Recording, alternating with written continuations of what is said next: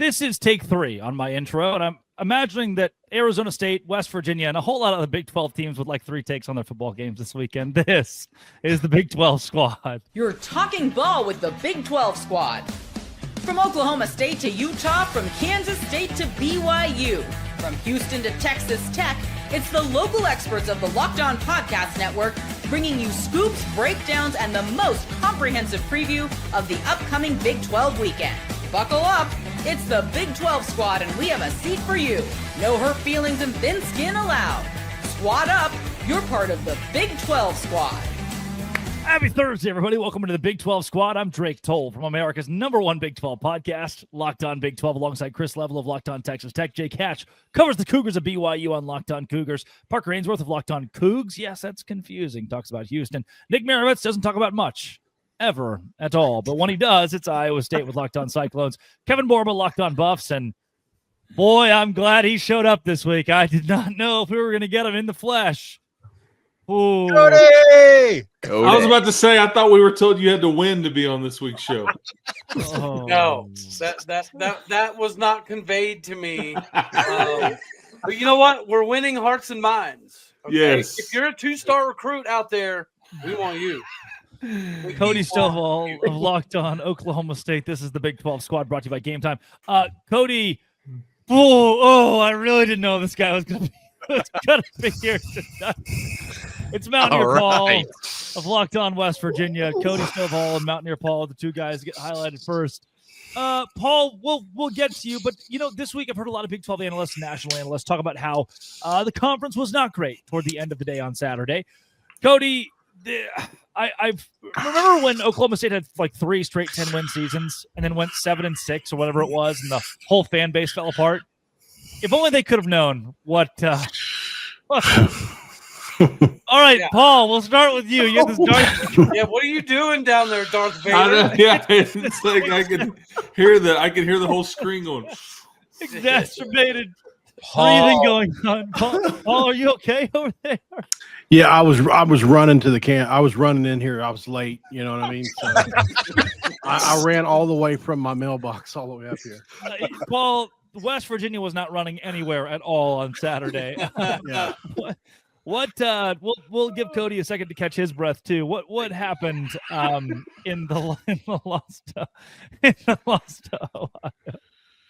Yeah, it was a disappointing performance to say the least. I think it's just proves most people's points that there's not very many teams in the modern era that have brought in 80, especially 81 new guys and succeeded quick. Last year they brought in 60 at Jack State. They lost 3 in a row to start the year. They started 0-3 and they won 8 in a row to win the conference. I'm not saying we're going to do that.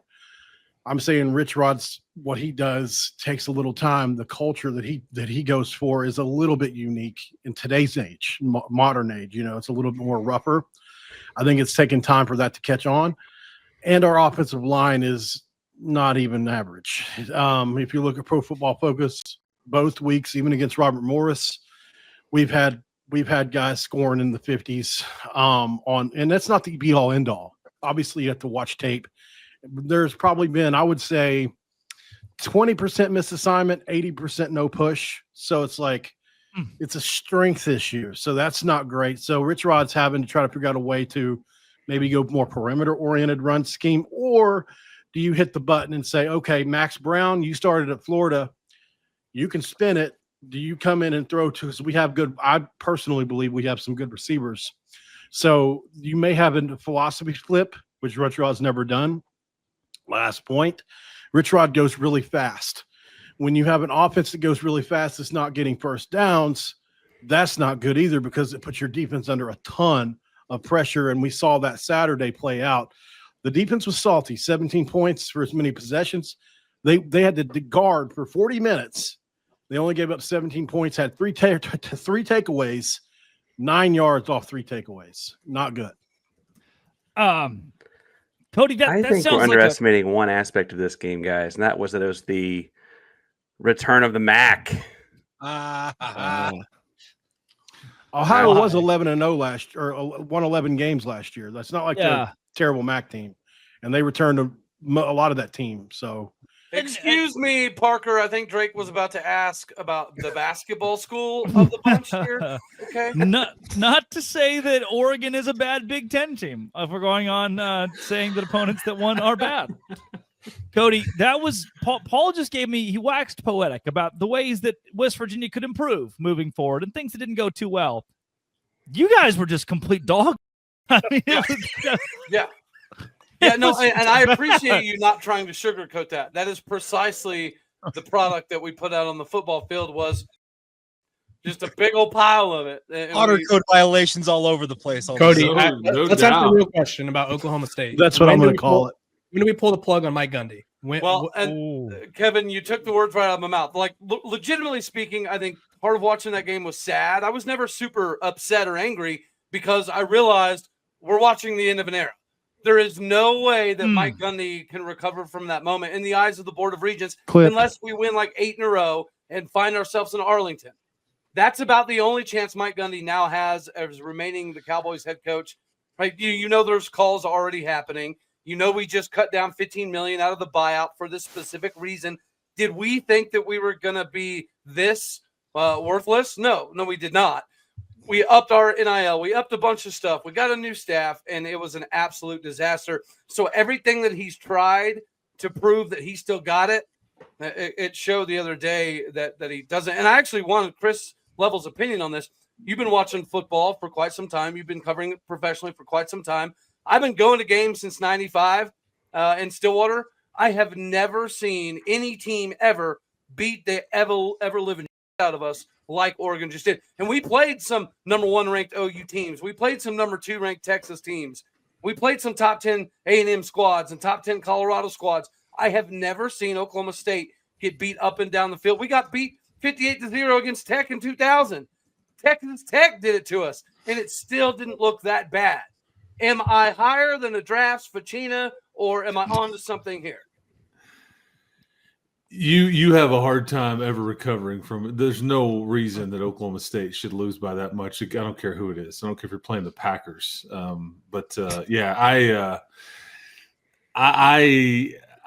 worry about, because what you're going to start to see is a little apathy, I'm afraid, and you're already probably starting to see it with the fan base and until a change is made. And then what's the button that is Zach Robinson, the button that they get put? Are you going to go hire G.J. Kinney?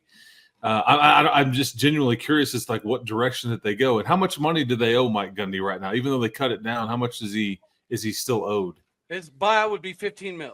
Yeah, I mean, which I don't think is an easy pill to swallow for Oklahoma State because they're trying to battle with NIL and they've got this $20.5 million. Yeah, I mean, there's just a lot going on there. So I don't envy your situation there, but trust me, man, we've all been there where you've got a head coach, you just it's kind of lame duck-ish, and it's a tough existence. Well, Cody Campbell played against Oklahoma State, so maybe he'll do us a favor, right? Be a pal. Can we borrow $1 million? Just $1 million? I do think, though, and Houston just did this whole coach search thing, and this is the bad part of it, Cody. There are a lot of really good coaches in the Texas-Oklahoma area, actually, that are like at the group of 6 level, FCS level, coordinator level, like I think are due to get a good coaching job. I don't know. Jeff Traylor, G.J. Kinney. Dana. Well, Chris, the problem with the G.J. Kinney, and I think G.J. Kinney, other than Zach Robinson, should be our top target, right? But the problem with G.J. Kinney is, you mentioned it, you got to pay the Mike Gundy buyout, and then G.J. Kinney now has a $10 million buyout. That's $25 million before you ever even find a coach. I don't know that Oklahoma State can afford to do. Maybe a Jeff Mullen. Matt Wells. You could even get a Matt Wells. What about like Garrett Riley though? Like what? I love Garrett Riley. Colin Klein. Oh, there we go. No, there's Colin Klein's not a bad idea. When you're looking for a coach, are you looking for someone like an up and comer, or are you trying to find someone with experience? Because like if you shoot for like obviously we're talking Oregon, Cody like he's making the choice. Like Will Stein, like obviously, are you trying to find someone who's going to stick around forever, or find someone who could boost the program for the now? Because that's also, I believe the objective always would to be get somebody that'll stay forever, because we're not Alabama. We're not going to recruit, the Nick Saban level of coaches all that often. So we're probably going to have to get an up and comer. When we hired Mike Gundy, everyone thought it was a stupid decision because he'd only been a coordinator for a couple of years and and just because he was an alum, blah, blah, blah. That worked out very well. And the beauty to Zach Robinson is he's proven himself in the NFL, and he would have that connection that Mike Gundy doesn't seem to have, right? We've talked about this before. OU has guys like Adrian Peterson and DeMarco Murray out here recruiting on behalf of OU. Oklahoma State doesn't have that. If you hire a Zach Robinson, he brings back the Des Bryants and the Tatum Bells and the Brendan Pettigrews of the world to help Oklahoma State, and that's beneficial. Cody, Ben Arbuckle. File that name away. Yeah, well, that there's no doubt that Arbuckle now he's going to have a buyout too, and may have options. He will have options, but I'm saying he's in Norman. He's in Oklahoma right now. Keep an eye on him. Brennan Marion, Tulsa wide receiver, right? Well, we tried that. I was told last year he was the leading candidate, and then we found some stuff that he apparently led that UNLV money problem, the promising of NIL that wasn't real. And so we backed off. Supposedly, that's why we backed off of Brendan Marion. But he was supposed to be the guy before Doug Meacham, and then we found something that we didn't like, and I was told that it had something to do with the UNLV NIL stuff. He runs. Eric Morris at North Texas is also up and comer too. Troy Taylor at Stanford, who just got fired in the This is Bro's naming names. I love it. Young Douglas Gottlieb. Yes, atta baby Paul. Paul, does he get to keep his radio show though? Yes, that's a must. It's in the contract. A must. That's great. That's and great. He's doing it with Mike Gundy. Did you guys know that the AP poll is the single stupidest thing that's ever existed? Get a load of this one, Locked On Big 12 Squad.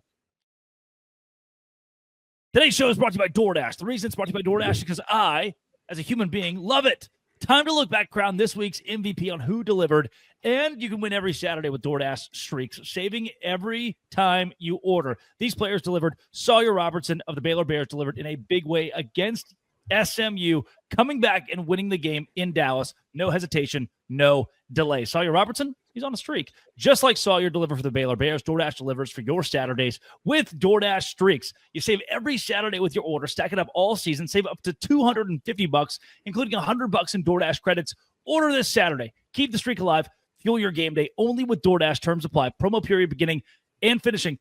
Beginning now. Finishing through November 18th. That is DoorDash. The AP poll. It's arguably it's bad. It's arguably worse than FPI, though FPI from ESPN would tell you Alabama is the number 4 team in the country. Insane, by the way. Just that's a real. I love BYU. We love the FBI out here in Provo. Does dropping 72 on Louisiana Monroe mean nothing these days? 73. Sorry, even more. This comes from Ralph Amson on the Twitter. He says, "Let's check in on the GOAT, AP voter Chad Bishop, who moved Notre Dame from unranked to number 8 this week after they won against BYE. That's right, they had a bye week from unranked to number 8. He also forgot Florida State on last week's ballot, and this week took Ole Miss from 19th to absolutely unranked after an SEC road win." And how can we forget Haley Sawyer, who, God love her soul, and she's tried to defend it after Florida, number 16 in her ballot, lost to University of South Florida at home. She moved Florida from 16 to 14. She saw enough. Can we get rid of the polls? The coaches poll is stupid. The AP poll is asking beat writers, which it is hard to vote. Like if you don't watch the games, I'm not excusing any of this, but there was like 8 voters who had SMU over Baylor, right? It's hard for people who are covering individual teams to vote. Just let the computer do it. There are dozens of SIDs who are vested in the coaches poll. It's their favorite part of the week. So you do not take away their best part of what they get to do every single. The coaches poll. We don't go off the coaches poll though. Like the AP poll means something. Like we go off those rankings until the playoff rolls around. And it shouldn't. It shouldn't. But we go off those rankings till the playoff rolls around, and even then, when the playoffs go around, it's like, okay, well, Baylor was number 17 in the AP poll, so them moving here or there, like people use it as reference, and so they need to figure out a way to. Is the problem more the usage though? Like y'all just pointed out, like. We have no problem dismissing a coach's poll. Why do we have such a big problem with dismissing the AP? But it's just a different human body, different like set of human bodies. Well, like, it's a metric. It's a metric that's factored in. It's baked into the cake of how they pick the teams that go to the playoffs and all the things. And it's just it used to mean something back in Chris's day. Well, and Borba nailed it. Like BYU's got a national championship trophy thanks to that poll. So shove it, Borba. Love you, Chris. I got a poll right here. It's got Houston at 23 right now. Can we just pick any poll? Because I got one please right do. here. Yes, because trust me, Is Utah it my poll? Ruby at ready. Ruby at ready. The total rating. You guys see where Sawyer she made her X account private after this because she got bombarded. Wow, by millions of people. Her explanation made it so much worse. Oh, she said it's for fun and it doesn't matter. Logic. Hey, She said, I just don't want to go into my processes and logic on this. So I do think that she's getting the brunt end of this because she's a target people like to pick And on. she's like, not the only terrible AP she's voter. absolutely not the only person that thinks like this, right? There were She's so many not- people who had head-to-head matchups wrong. There were so many Misogyny. people who had unranked teams, and like I saw this idea earlier. Like, what would we think of national writers, like rather than beat reporters voting on it? Like people who are paid to watch a bunch of games rather than someone. But Kirk Herbstreit has a vested interest to the SEC. I mean, again, I made this case with I made this case this week, maybe a bit with Level, is if I own $1 million in stock for Apple, what's my phone? An iPhone, my headphones, AirPods. I want Apple to succeed. If ESPN has $1 billion in the SEC, who do they want to pump up more? Who do their employees feel inclined to assist? Then go to the computer. It's either the computer or nothing. Really. Like, BCS. Bring back the BCS. Bring it back. Are we going to let that thing thing called AI do it? I don't know why we need the people voting. Like, I think Miss, what was her, Sawyer, right? I think she kind of is like the loudest, I guess, punching bag we've ever seen. I think the video made it worse, but we're not going to pretend like this happens every year, every week, for instance. Like, I think there's moments where the Big 12 last year had a bunch of big wins and like none of those teams got any respect from the AP voters because they don't watch those games. So why are we expecting people from California, where I'm from, or from Florida to watch games in Texas or games in Utah? Like, why are we putting so much pressure on that? It's also so many games. It's so much to watch. Like, how much? Because if they would have watched Colorado, they would have seen 3 quarterbacks, and I quote, "I don't even know who this third guy is." Martin Luther Staub, right? Martin Yeah, Staub. I mean, yeah. Legend of Ryan Staub. Didn't get a vote, unfortunately, Chris. I think Haley Sawyer did have us at 3, though. So, okay, there you go. Which, again, credit to Haley. There was a voter last season. I wish I could remember his name. Who, after Notre Dame played Navy, if you remember anything about that game, it was somewhere around like 55-7 Notre Dame. They moved Navy ahead of Notre Dame in their AP poll. Were they a veteran? Were they a veteran? Probably. I mean, thank you for your service. Well, yeah, we can roll with that. We're okay.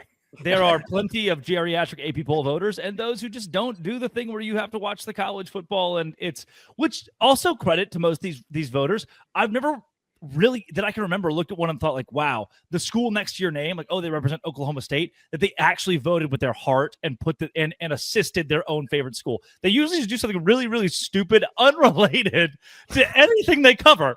Like, she didn't put USC at 1. She just like moved Florida up after they lost. Which is a much more innocent mistake. Like, was it Kate Rogerson?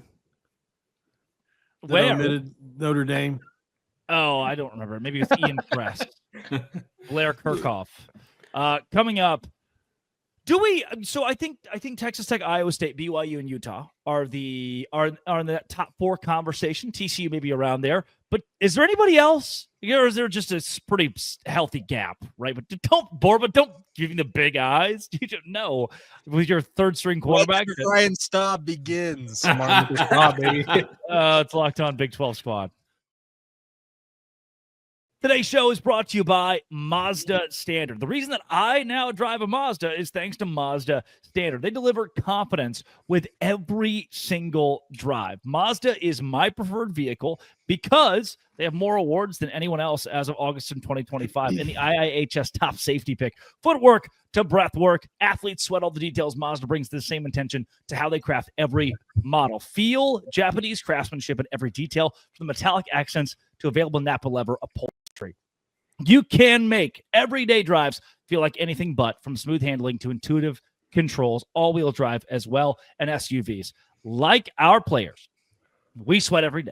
Because when you make every move count, impossible becomes irrelevant. Mazda, move and be moved, and do it with Mazda. Today's show is also brought to you by FanDuel. FanDuel is exactly where I go to win a little bit of money. I go in there and I tell FanDuel, I said, hey, I think the BYU Cougars will cover against Stanford, and they did, and FanDuel gave me money instantly right now. New customers can bet $5, and if your bet wins, get $300 in bonus bets to use across the app. I love using FanDuel because I can go into my favorite best bets that are released every Thursday today on the Big 12, Locked On Big 12 channel, and I can make those picks on FanDuel, and FanDuel pays me. Makes every game more exciting, whether you're watching your team or just keeping an eye on your fantasy lineup with the NFL. So if you're ready to play, download the FanDuel app now by visiting FanDuel.com to get started. FanDuel.com to place your first $5 bet. That is FanDuel. Place your first $5 bet. Do it today. Let's start with Jake Hatch. BYU has played no one. Stanford could make the quarterfinals of the FCS, probably. They could likely get. They lost to Sac State like a year ago. they better bench their quarterback if they have any hopes of doing anything. That's another story. Yeah, calling him a quarterback is just it's a compliment. It's more than he deserves, probably. He retired from football, and they were like, "Please come play football for us." And they have a 4-star prospect on the bench that they refuse to. For modern day, like that's a big deal. And he's got a real Alan Bowman to him. He's got this real old man Alan Bowman thing to him. Hatch, BYU has proved nothing other than the fact they don't suck. I think the same as Texas Tech. I explained this to Level. BYU proved that their floor is not 3 wins. They'll certainly garner another one this season. Have they proven that they can win the Big 12? I would be hard pressed to say they can win the Big 12 at this juncture because, as you mentioned, Stanford and Portland State, those are by far the 2 weakest opponents on paper that BYU is going to face this year. I said it in the preseason. I know that guys like Borba have heard me say this. I've been thinking that East Carolina might be the toughest of BYU's first 6 games. I still believe that to be the case. 6? What? Their first 6? Yeah, absolutely. Damn. Colorado must be the 7th game, right? It's not Utah that hates the Big 12. It's Jake Hatch. Colorado must be the 7th game. I know that they don't play Connor Wigman this year, so they don't play Connor Wigman. No, I'm telling you, I really do think that East Carolina is going to be the first stiff test they're going to face, and it probably is the first of the 6 until they get to the Utah game. I really think that we do not know much about BYU at this juncture, enough to say that I think they're a Big 12 favorite. I would say that they absolutely will be in the mix if everything holds true, but we still need a lot more for them to show on the field. Wow. I did not know the Hauser kid from Michigan State is the quarterback at ECU until this very moment. So that's, I guess, boding well for them. Level, you and I did a crossover this week. Texas Tech in a very similar boat. Yeah, and I told you the same thing I'm going to say now. This is my man Nick's league until anybody does anything different right now. They've had 2 of the better wins that anybody else has had. We just don't know a lot. We've got a long way to go. I think Tech's collision course is going to be Utah in about a week and a half. If you win that game, you absolutely belong in the conversation. If you don't, then you don't belong in that conversation. The end. Pretty simple. But you've played a couple of JV teams to this point, and you've hammered them. Your starters have played into the second quarter in both of these games. I don't think Oregon State – I mean, the Oregon State head coach is dropping F-bombs on national TV. That's awesome. What kind of disarray that their program is in. They're coming in to love it this weekend. I did. He kicked it like a soccer ball, and then they returned that soccer ball all the way into the end zone. Oops. So, yeah, and I guess we're supposed to give credit to TCU for beating a just really bad, terrible, slow, poorly coached North Carolina team. Oh, yeah. Wow. I mean, tell me I'm wrong. Super Bowl rings, and in Chris Level's book, it's poorly coached. All right, there we go. The college, this ain't the NFL, man. This college game is a little bit different, and TCU, yeah, they showed them that. So according to what I saw, he's more worried about his trademarks he wants filed and patented than anything. Gold digger. And who he does and doesn't let in the facility. They all got the well, and you know what? I wouldn't let the Patriots in either because there's nobody to come see. I mean, like, I have no prospect for you to come see. So save your time, fellas. I think you're doing them a favor. You're not wrong, Chris. Pete Thamel was like, they have 2 draftable players, and then their best player gave up 9 catches. So yeah, I don't think is it Thamel though or Thamel? Huh? Is it Thamel or Thamel? Maybe it's Rugia Ready. I don't know. Rubiet. I did see on Twitter where Chris Level said that Utah is small and tiny and puny, and that Texas Tech will beat them by 1,000,000 points. That was really awesome. How's that you Twitter mob treating you, Chris? It's not even game week. It's not even game week. It's cute when they just pull out just a portion of what Chris got clipped. He got clipped. I did. Chris, I got Chris, selectively edited. Wait till next Monday. It gets even better. Trust me. Okay. I appreciate those fans having a me one pulse. time. But Drake asked me if I'm supposed to feel sorry for these guys because they got like a 10 a.m. local kick. No, I don't feel sorry for them. You taking that check? Where else did you have to go? Utes, you're stuck here, man. You take your little 10 a.m. local slot and you'll like it. I just like that you called them your toughest test upcoming because Houston plays them the week Utah, after, right? Something. So. Yeah, that's alpha male Chris Level, and you can't do anything about it. Live that. There's nothing you can do. Send that to Utah. Is Rocco Becht on a Heisman watch list yet? He should be. Why would he should be? No, not Heisman. Yeah. Nick, is he a Heisman candidate? Be for real. Let's be so for real. Are we sure? Nick has spoken a lot this show. I don't know what the over-under was on my first words, but I'll chime in here. Iowa State. When you're on top of the conference, you just don't need to chime in. You can let everyone else kind of duke it out down below. I don't know why Rocco wouldn't be. He doesn't have the numbers, but like from what we've seen on the field, he's doing what he has to do. He's getting it done. It's not going to be enough to get him a Heisman. He doesn't have the fancy, flashy numbers like he did last year, 2 1,100-yard wide receivers, but he's doing enough to win these games. And the Iowa State game it's neither quarterback from Iowa or Iowa State will ever win the Heisman because that game will always be 10-13. It literally always will. And that will always kill their numbers. Does Iowa's quarterback have 100 yards passing on the year, though, Nick? Did you see the stat about Gronowski? He broke the record for the least passing yards through the first 2 weeks. 127 or something. Not what you want to be leading. Yeah. Same thing with them. I feel no sympathy for Iowa. It's a Cyclone State, baby. They choose this they choose it. I was going to say, as long as they have the regime they've got there in Des Moines, it ain't changing anytime. It's not changing. I'm sure Gronowski is a wonderful person and one of the greatest quarterbacks of all time. It's just he went to Iowa. Iowa happened to Mark Gronowski. It's nothing you can do about that. Nick, wonderful member of the community.